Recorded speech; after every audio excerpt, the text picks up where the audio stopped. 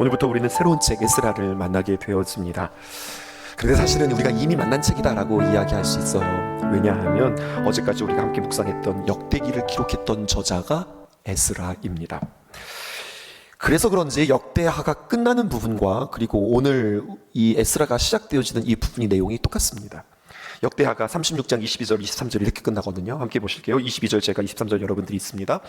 바사의 고레스 왕 원년에 여호와께서 예레미야의 입으로 하신 말씀을 이루시려고 여호와께서 바사의 고레스 왕의 마음을 감동시키심에 그가 온 나라에 공포도 하고 조소도 내려 이르되 바사왕 고레스가 이같이 말하노니 하늘의 신 여호와께서 세상 만국을 내게 주셨고 나에게 명령하여 유다 예루살렘에 성전을 건축하라 하셨나니 너희 중에 그의 백성된 자는 다 올라갈지어다. 하반절 너희 하나님 여호와께서 함께 하시기를 원하노라 하였더라. 이렇게 이야기가 끝나고 오늘 에스라가 시작되어지는데 그 내용이 똑같습니다. 우리가 역대기 보았다고 그랬는데요, 역대기에는 아주 중요한 관점, 중요한 사상 두 가지가 있습니다. 그것은 바로 무엇이면 여호와 중심의 신앙, 여호와 중심 신앙, 그리고 성정 중심 신앙입니다. 여호와 하나님만을 가장 귀한 분으로 모시면서 살아가고 또 성전 중심으로 살아가는 그 귀한 삶에 본보기가 되어졌던 사람이 있는데 그게 바로 누구냐 하면 다윗입니다. 그래서 성경은 그 다윗의 길, 다윗의 삶, 그 다윗의 걸음을 참 귀하고 선한 걸음이라 그렇게 우리에게 해석해 주고 있습니다. 바벨론의 포로 생활만 70년 살았거든요. 우리도 일제강점기 가운데 있었던 우리에게 여전히 그 짧은 시간임에도 불구하고 일제의 어떤 잔재들이 남아있잖아요. 어떤 습관이라든지 언어라든지 또 우리 어떤 표현들의 그런 것들이 남아있는데 70년 바벨론 포로 생활로 살아가게 되었다. 그러면 그들에게 남아있는 그 바벨론의 잔재들은 얼마나 강력할까요? 그들에게 어떤 그 생활 습관뿐만 아니라 어떤 사고방식, 사실은 생활 방식보다 더 중요한 게, 더 영향력이 있는 게 사고방식이거든요. 그런데 이 모든 것들이 그 바벨론 가운데 머물러 있는 겁니다. 70년을 반으로 나눠서 35년 이것을 1세대라고 이야기하거든요. 그러니까 2세대가 지내는 동안에 그들이 거기에서 바벨론에서의 삶을 살았으니 얼마나 많은 영향력들이 그들에게 있었겠어요. 성전 없이 70년 살았다. 여호와 하나님 앞에 온전히 예배드리지 못한 세월이 70년이다. 여러분, 그러니 그 신앙들을 어떻게 그들이 회복할 수 있을까요? 그래서 역대기는 그들에게 무엇을 촉구하는가? 돌아온 너희들이 이제 어떻게 살 것인가?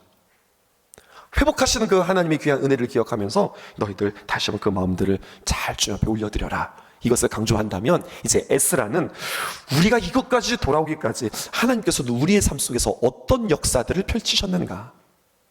우리가 그냥 돌아온 것이 아니라 우리가 이곳까지 오기까지 하나님이 어떤 일들을 펼치셨는가, 우리의 삶에 어떻게 역사하셨는가. 그러면 이제 이 두 가지를 잊게 되어지면 어떻게 되냐면, 야, 우리가 이런 하나님의 은혜로 말미암아 돌아왔다고? 그러면 무엇도 해석이 되냐면, 그러면 이제 우리에게 주신 하나님의 귀한 사명을 또 하나님께서 일하시고 역사하심으로 말미암아 그것들을 감당할 수 있겠구나, 이런 믿음까지 그들 가운데 생기는 거죠. 이 이스라엘의 역사를 우리는 3인칭 관찰자 시점에서 이렇게 보면서, 아, 이스라엘에게 이런 일들이 있었구나, 아, 그들이 이렇게 회복됐네, 그들의 삶 속에 이렇게 역사했네, 이렇게 보기보다는 그러면 그들에게 역사하신 그 하나님은 우리의 삶 속에서 어떻게 역사할 것인가, 이렇게도 우리가 함께 살펴볼 필요가 있습니다. 그런 의미에서 우리가 먼저 알아차려야 하고 깨달아야 할 것이 있는데 그것은 바로 내가 누구인가 라고 하는 겁니다. 성경을 가만히 읽다 보니 이 모습이 내 모습이네 라고 깨달아야 될 것이 있는데, 내가 누구임을 알아차려야 하는가? 내가 포로된 자였구나, 이것들을 먼저 알아차려야 합니다. 포로 귀환이 누구에게 기쁜 소식이 될까요?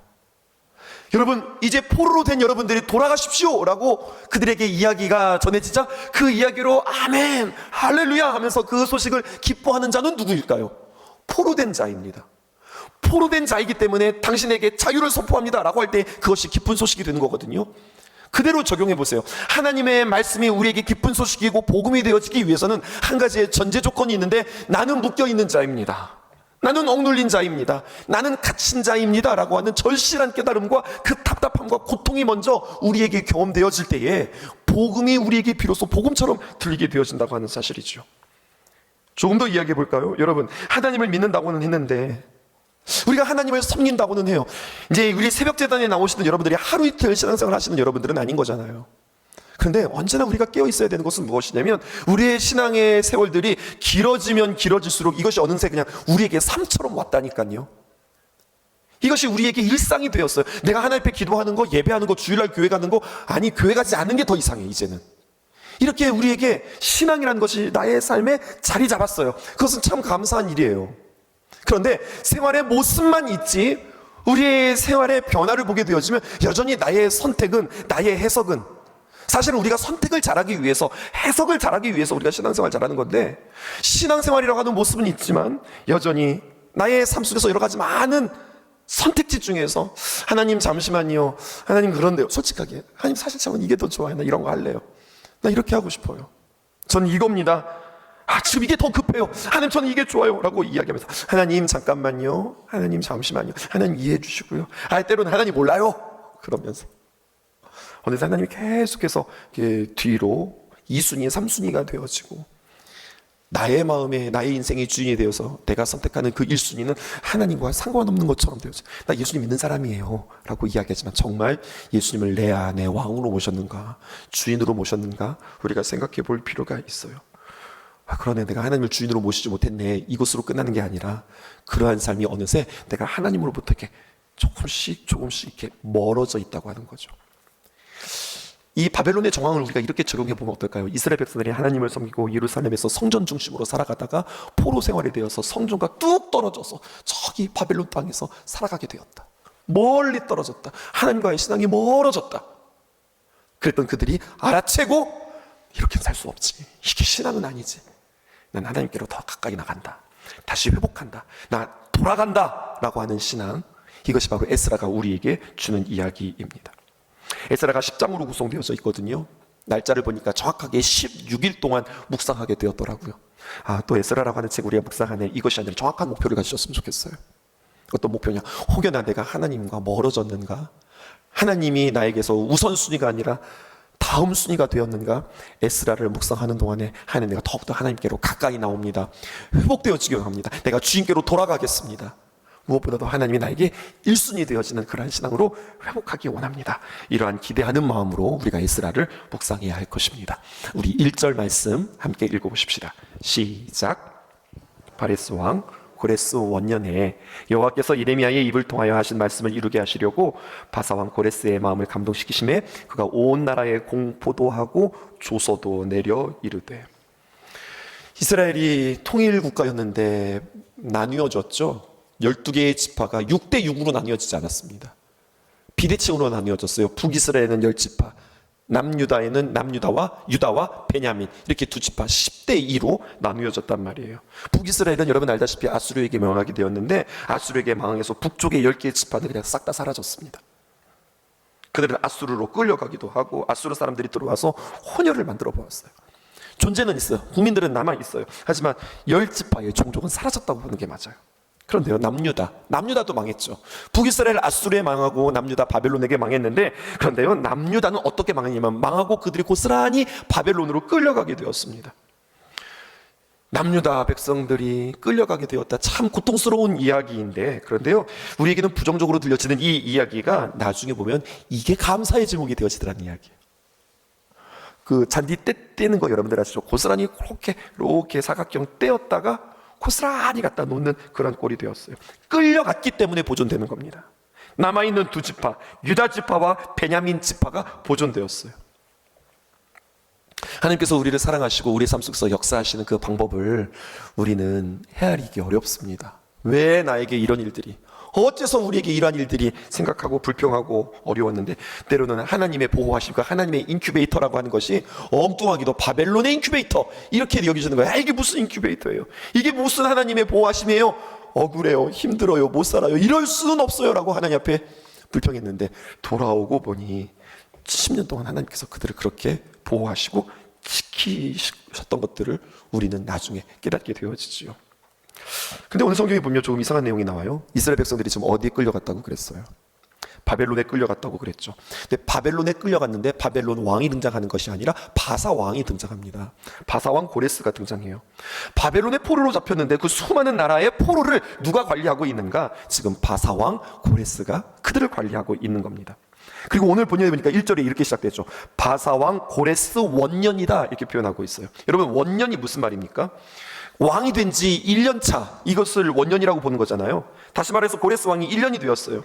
그런데 정확하게 말하면 이 해는 고레스의 원년이 아닙니다. 원년에 되자마자 바벨론이라고 하는 큰 나라를 물리쳤다, 이건 되지도 않는 이야기예요. 그는 이미 왕이 된 지 20년이 지났습니다. 그런데 오늘 성경은 왜 왕이 된 지 20년째인데 그는 왜 원년이라고 오늘 성경은 우리에게 표현하고 있을까요? 지금 이것을 기록하는 에스라가 볼 때에, 이스라엘 사람들이 볼 때에는 고레스 왕이 자신들을 통치한 지가 바로 원년이 되어지는 겁니다. 그러니까 지금 바벨론에 잡혀있는 이스라엘 사람들이 볼 때에 바벨론의 통치자가 바뀌었다, 이제 이렇게 해석할 수 있는 거죠. 그런데 그렇게 통치자가 바뀐 것이 중요한 것이 아니라 그 원년의 때에, 오늘 성경에 보니까 그 원년에 주어가 나오는데 여호와께서라고 하는 주어가 등장하게 되어집니다. 그 전 70년 바벨론 포로의 생활 속에서는 하나님이 그들의 역사 가운데 있었지만 하나님께서 전면에 나타나서 일하시는 세월이 아니셨어요. 하나님께서 기다리시는 시간이셨습니다.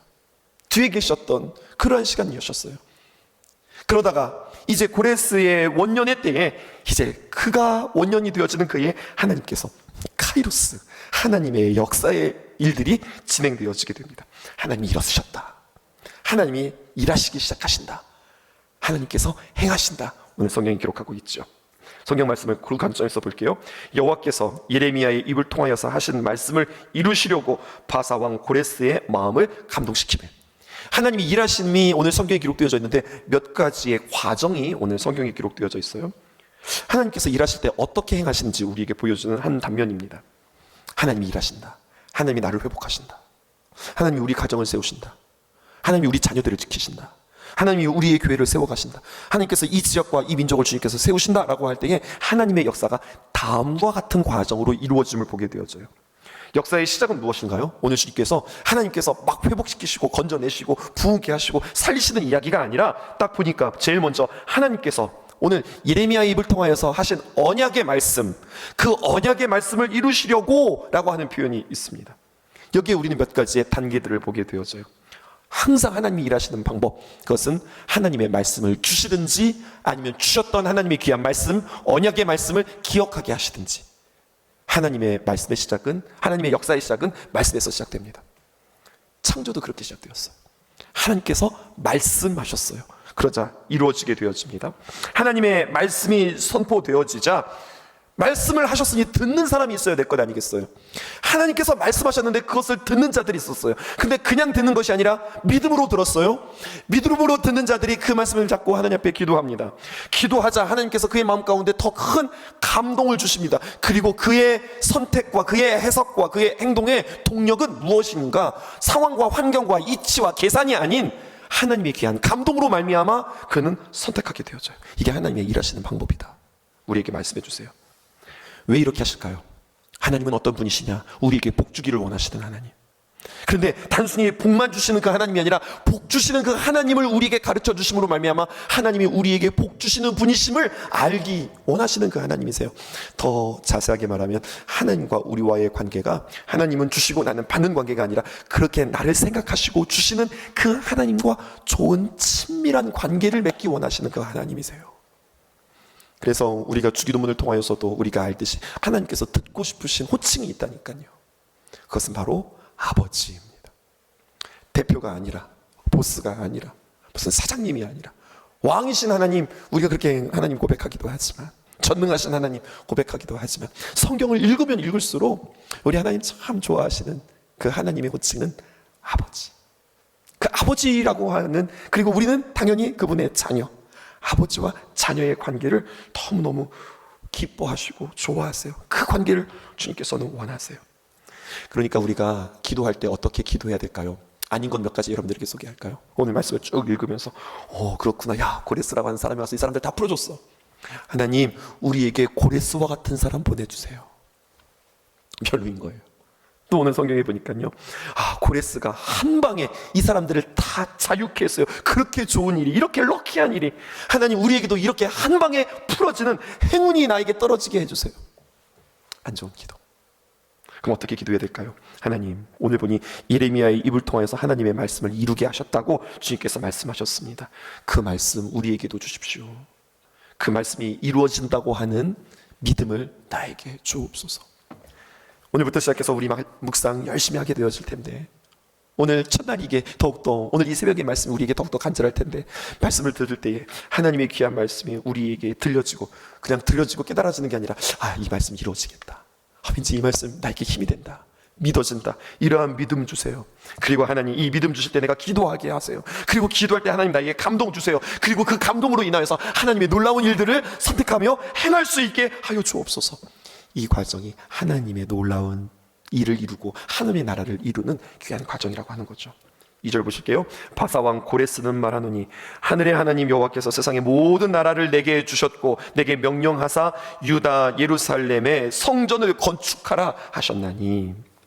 바사왕 고레스가요, 이 당시 어떤 정책을 폈는가 하냐면 바벨론이 했던 정책과 정반대였습니다. 바벨론이 굉장히 욕심스러운 그러한 정책을 폈어요. 정복하는 나라마다 그곳에 왕족, 귀족, 똑똑한 사람들, 우리는 다니엘과 세 친구의 이야기를 통해서도 알 수 있잖아요. 그러니까 괜찮은 사람들이란 사람들은 싹 갖다 모아놓고 이들로 하여금 조직을 만들고 이들로 하나를 묶습니다. 그런데 계속해서 바벨론은 커지고 좋은 사람들은 불러오기는 하지만 여러분들, 이것을 관리하기가 너무 커져버린 거예요. 바사왕 고레스가 가만히 생각해 보니까 이거는 별로 비효율적인데 생각하는 거죠. 그래서 어떤 정책을 펼치느냐, 돌아가라는 거예요. 다시 해초목이라는 거예요. 다 돌아가라. 어차피 그 자신감도 있는 거죠. 어차피 내가 다 다스리는데, 여기 있든 속국에 있든 여기 있으나 거기 있으나 다 내 속국인데 굳이 사람들을 여기다가 데려다가, 포로들을 다 여기다가 데려다가 먹여주고 재워주고 입혀주고 다 여기서 키우고 왜 우리가 관리해야 돼? 돌아가서 너희들은 너희 신들에게 예배하고 너희 신들에게 제사하고 너희 신들에게 기도하고 이 왕 고레스의 만수 무강을 위하여서 기도하라 하고서 그들을 쿨하게 보내주는 겁니다. 괜찮아요? 여러분, 멋있어 보여요? 근데 여러분, 사람에게는 선한 것이 없습니다. 사실은 굉장히 치밀하고 고도의 정치력이라고 저는 해석되어져요. 정복하기보다는 우리는 연합국이다, 우리는 한 가족이다, 이런 인상을 주기도 하고, 자신의 속국에 폭넓은 어떤 자치권을 줌으로 인하여서 그 사람들에게도 어떤 이익을 보장함으로 인하여서 정복자라고 하는 개념보다는 어떤 해방자라고 하는 느낌 주는 거잖아요. 그렇게 관대하게 그들에게 정치를 베풀지만 받을 것들은 싹 다 받는 겁니다. 여러분, 국가의 이익을 확장하는 방식을 아주 매력적으로 쓰는 거죠. 특별히 이 사람이라는 게 욕심이라는 게 있는 거잖아요. 그 대제국을 그가 건설했지만 그럼에도 불구하고 먹고 싶은 고깃덩어리 하나가 있는 겁니다. 그게 바로 무엇이냐? 바로 애굽. 이집트는 아직 자신의 속국이 되지 않았거든요. 애굽으로 영역을 확장하기 위해서는 지금 페르시아 서쪽에 있는 이 제국에 있는 이스라엘을 포함하여서 그들로부터 충성심을 정말로 각별하게 요구받아야 하는데, 그러니까 애굽을 치기 위해서는 밟고 지나가야 되는 거거든요. 근데 그 밟고 지나가는 그 땅 내어주는 거 그거 쉬운 일 아니거든요. 그래서 이스라엘 백성들에게 포로를 귀환시키고 성전을 건축하게 하고 그들에게 자치를 인정하고 그들이 좋아하는 것들을 허락함으로 말미암아 그들로 하여금 충성심을 이끌고자 하는 마음이 그에게 있었던 거죠. 이게 세상이 보는 그 당시의 정치의 해석입니다. 세상의 학자들이 보는 관점입니다. 수긍되어지는 부분들도 있고 이해되어지는 부분들도 있지만, 그렇지만 성경은 우리에게 이야기해요. 이것은 역사가들이 하는 이야기들이고 오늘 성경은 우리에게 이야기합니다. 틀린 말은 아니지만 성경은 그렇게 해석하지 않는다는 거죠. 어떻게 보니까 고레스를 하나님께서 붙잡고 계시다는 거예요. 그리고 고레스의 마음에 자기는 치밀한 정책과 계산과 여러 가지가 있었지만 사실은 그 뒤에서 하나님께서 다 일하시고 하나님께서 감동시키심에, 자기가 감동한 게 아니에요. 감동시키셨어요. 오늘 성경에 보니까 그렇게 표현되어 있어요. 예레미야의 입을 통하여 하신 그 말씀을 이루게 하시기 위해서, 하나님의 말씀을 이루게 하시기 위해서 바사왕 고레스의 마음을 감동시키셨다, 이렇게 이야기하는 겁니다. 3절 보실까요? 이렇게 기록되어 있습니다. 이스라엘의 하나님은 참 신이라. 너희 중에 그의 백성된 자는 다 유다 예루살렘으로 올라가서 이스라엘 하나님 여호와의 성전을 건축하라. 그는 예루살렘에 계신 하나님이시라. 이렇게 이야기합니다. 이 말을 들으니 백성들은 얼마나 좋을까요? 하나님의 성전을 건축하라. 그는 예루살렘에 계신 하나님이시라. 자신의 말로는요, 어쩌면 이 언변을 통하여서 그들의 마음을 이렇게 살려고 그랬을까요? 근데 하나님의 역사는 달라요. 이 말씀이 선포되어지자 그들은 다시 한번 각성합니다. 깨닫습니다. 그렇지, 이스라엘의 하나님 참 하나님이시지. 그의 성전이 회파되었는데 그의 성전을 건축하는 것이 우리의 사명이지. 하나님께서 그들의 마음을 이렇게 움직이신다니까요. 4절 보실까요? 그 남아있는 백성이 어느 곳에 머물러 살던지 그곳 사람들이 마땅히 은과 금과 그 밖의 물건과 짐승으로 도와주고 그 외에도 예루살렘에 세울 하나님의 성전을 위하여 예물을 기쁘게 드릴지니라 하였더라. 지금 말도 안 되는 일들이 그들에게 벌어지고 있는 겁니다. 그냥 가라는 게 아니에요. 그 주변 사람들은 어떻게 해야 된다는 거예요? 그 떠나는 그들에게 은과 금과 필요한 것들을 다 줘야 된다는 거예요.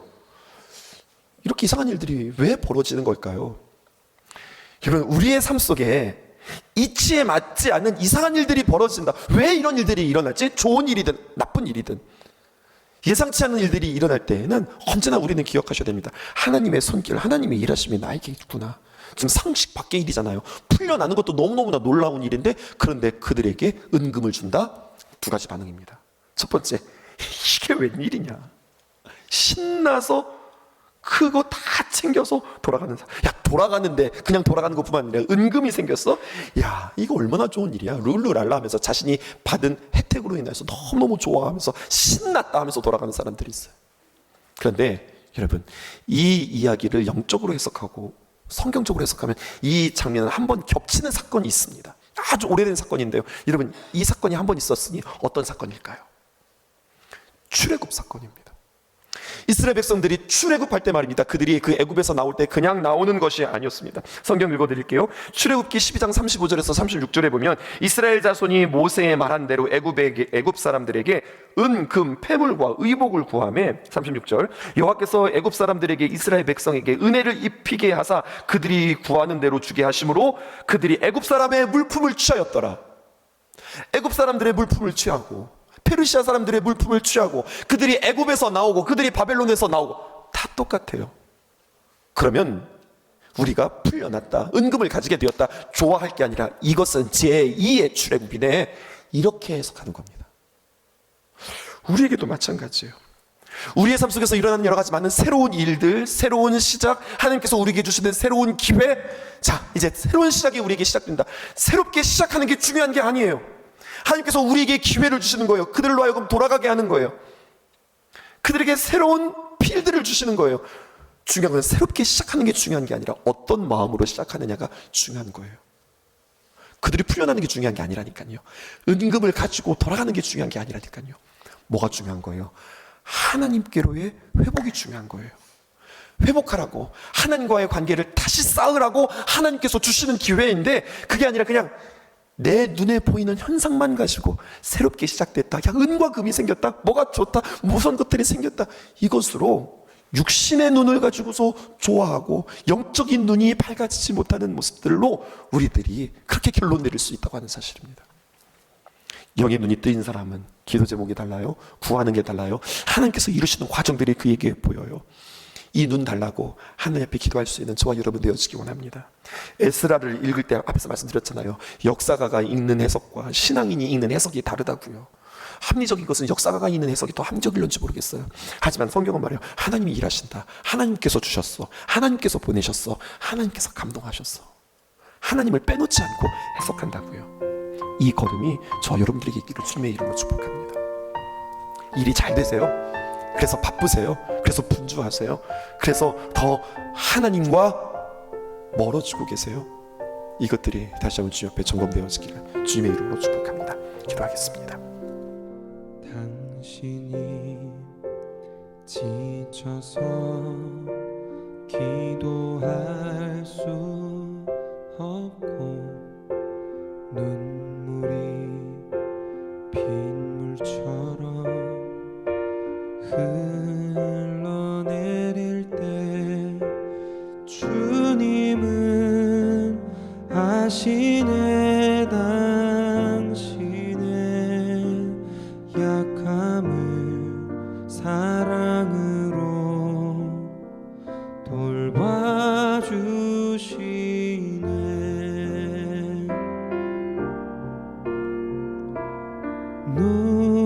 누군가 널 위하여, 누군가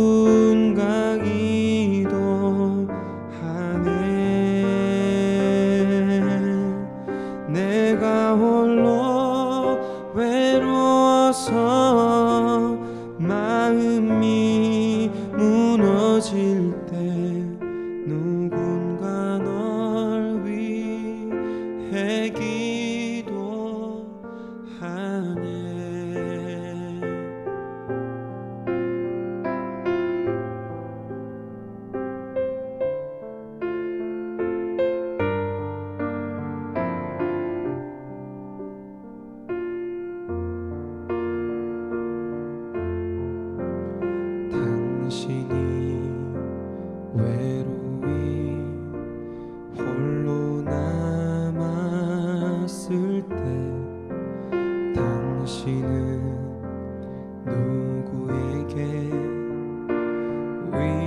위로를 얻나 주님은 아시네 당신의 마음을 그대 홀로 잊지 못함은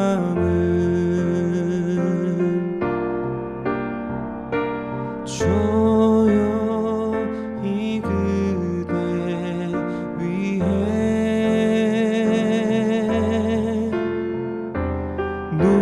누군가 기도하네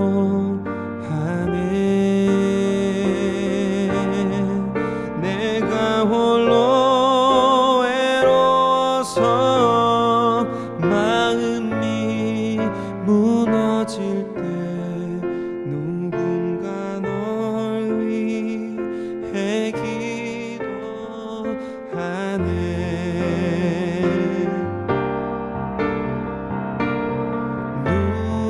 누군가 널 위하여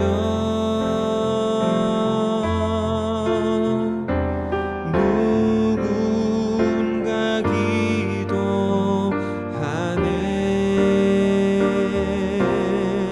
내가 홀로 외로워서 마음이 무너질 때 누군가 널 위해 기도하네